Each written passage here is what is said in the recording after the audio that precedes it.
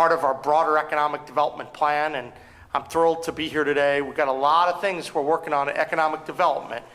This has been our top priority. We've been working on it day after day after day. And when you have the big announcements like the broadband, and when you're partnering with the Trump administration, that makes a big difference to all of the counties across West Virginia. So thrilled to be here today and grateful for all the help from the legislature, the federal delegation, and our team. A lot of people worked hard on that. Today we're here for a different announcement, or this afternoon, and it's very special though. One that I hope has a lasting, positive impact on the state of West Virginia. As you know, back in August, we lost Justice Tim Armstead after a battle with cancer. Tim exemplified all that is good and great about West Virginia. He was a good and decent man of high moral character.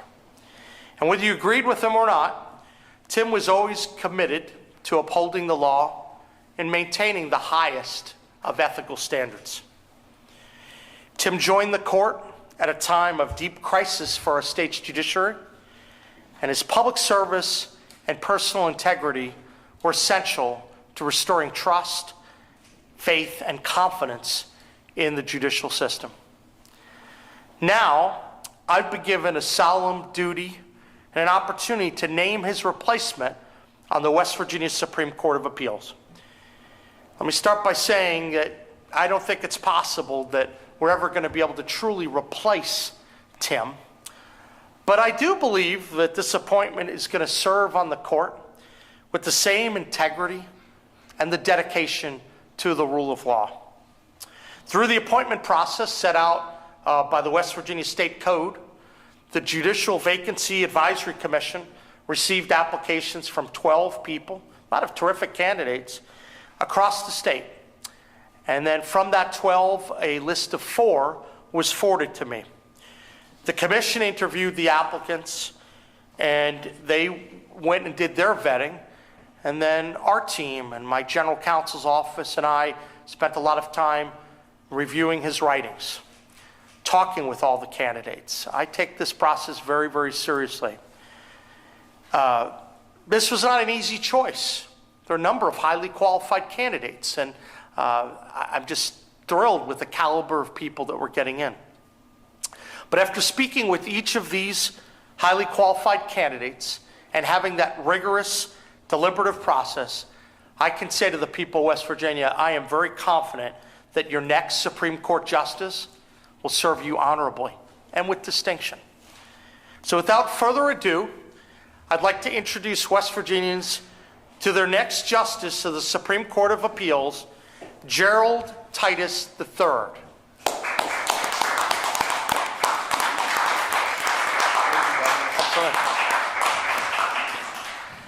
Let me tell you, Gerald came very highly recommended, and he's respected by his peers across the state.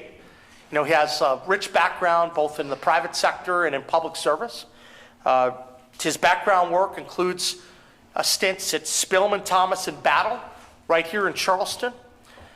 He was also an assistant U.S. attorney for the Southern District of West Virginia in the Violent Crimes Division. And he served on the West Virginia State Board of Governors from 2020 to 2024. His breadth of legal experience, his working in small firms and in large firms, representing both plaintiffs and defendants, I think that's going to serve him very well in the High Court. I'm also very pleased to say that he is accompanied here by his family, and they're in the back. I want to make sure I recognize Meredith, his wife, and his daughter, Nora. And I had the pleasure of signing Nora's cast just a few minutes ago. She's a terrific young lady. And then Brant and Davis.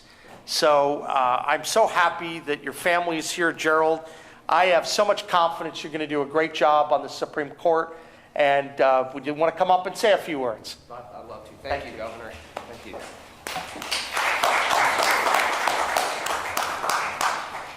Well, thank you, everyone, for coming today. First, I want to thank Governor Morrisey for the trust he's placed in me and allowing me the highest and greatest challenge and honor in my 22-year legal career.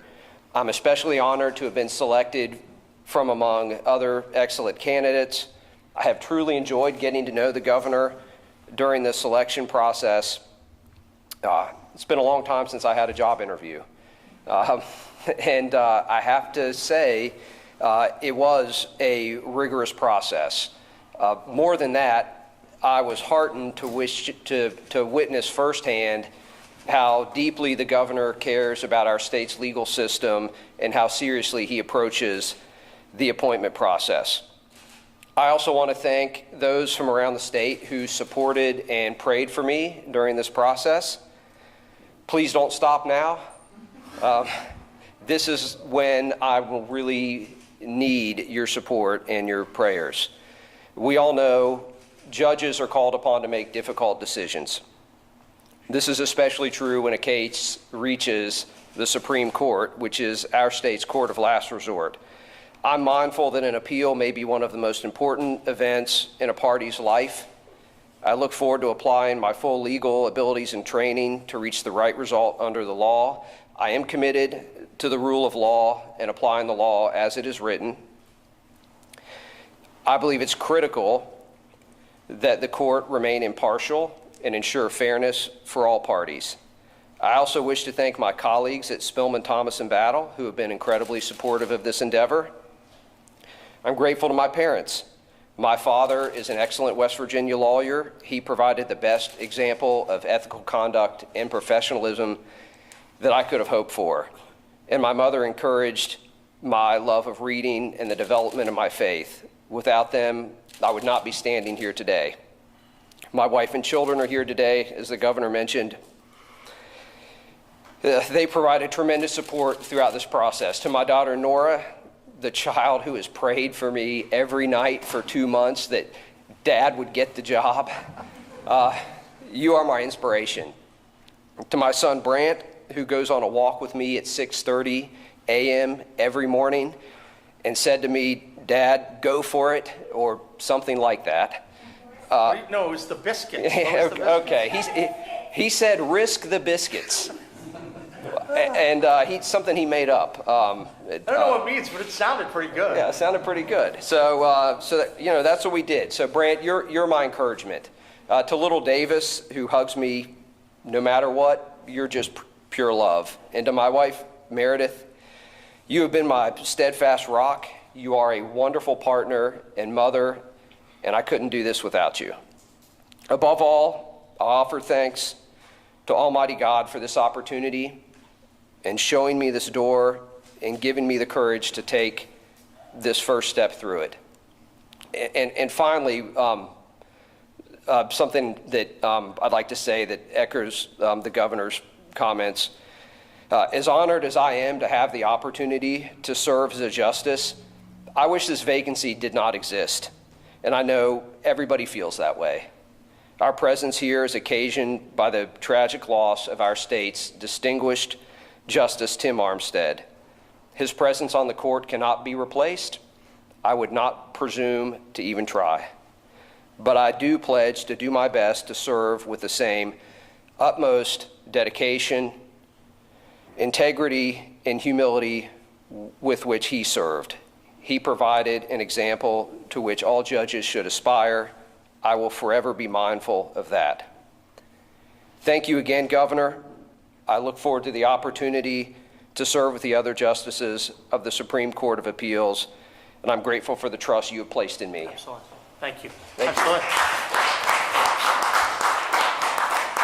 I think it's going to be terrific, and you guys are going to be, you're very proud of your daddy, are you not? It's nice. It's wonderful to see the family come in today, and nice to have a chance to get to know you guys a little bit. So this brings to a conclusion of just a process that started with a tragic event, but I'm really very hopeful. I think Justice Titus is going to do an incredible job. We have full faith in him, and I really think the court is going to benefit from his wonderful expertise. So with that, I'm happy to take any questions that you may have, and any questions not about cases, we'll refer to the justice over here. Governor, was there anything in particular that tipped the scales in favor of Justice Titus? Yeah. I think we had a lot of wonderful candidates, and some who I knew, some I knew pretty well. But I will tell you that he just has a real breadth of experience. I mean, the other candidates were very highly qualified. Makes it very difficult for me through this process. But I think that his writing, I think that his knowledge of both the civil and the criminal side, I think it's valuable experience. And I like the fact that he had worked both in the private sector and in the public sector. That experience in the U.S. Attorney's Office, I think, served him very well. And then I just think that he's going to be very thorough in terms of how he approaches issues, and he's going to be fair. I thought that he was going to be someone who was going to really adhere to the rule of law and approach all these issues with humility and integrity. And that's what excited me about him. And I have nothing but great things to say about all the other applicants as well. I want to also take the moment to thank my general counsel and his team as well. Sean Whalen puts in a lot of time, and we work closely together. A lot of time that we sit and we go through the writings and we go through all the candidates because we're trying to get to the right result. So, but I just think he's the right man for the job, and thrilled to have him in place. Stephen? I don't know if I already mentioned, obviously there will have to be a special election. Sure. As next year. Is your intention to also seek the run for election for that seat to fill that term, which doesn't, of course, up in 2032? Yes, thank you very much. Yes, absolutely. I intend to seek that seat. I look forward to meeting with the voters of the state of West Virginia. Something my great-grandfather always said was, show them who you are, boy. And that's what I look forward to doing. I want to meet as many people as I can, and I want to try to show them who I am and try to earn their votes. Thank you for that question. Other questions? From any of the TV stations back there? Should we go for third press conference? This is the first time I think we've done two in the same area, but I don't know. Any other topics? Anything else? All right. Well, I want to say thank you all for coming. Congratulations to Justice Titus. This is outstanding, and it'd be nice to see the court back in its full complement. And thank you, and good luck to you, sir. Thank you, Governor. Absolutely. Now, I think, well, I'm sorry about that. We're going to do the official signing. So I think it technically was done last night, so we know just from in terms of the date. But we wanted to go through. What do you think, guys? Give it fun? What do you think? How do you do? Did you do pretty well?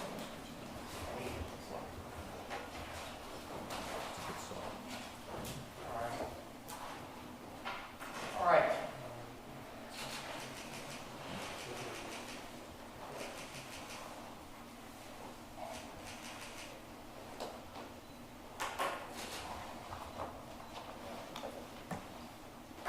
Thank you, sir. Thank you, Governor. Absolutely.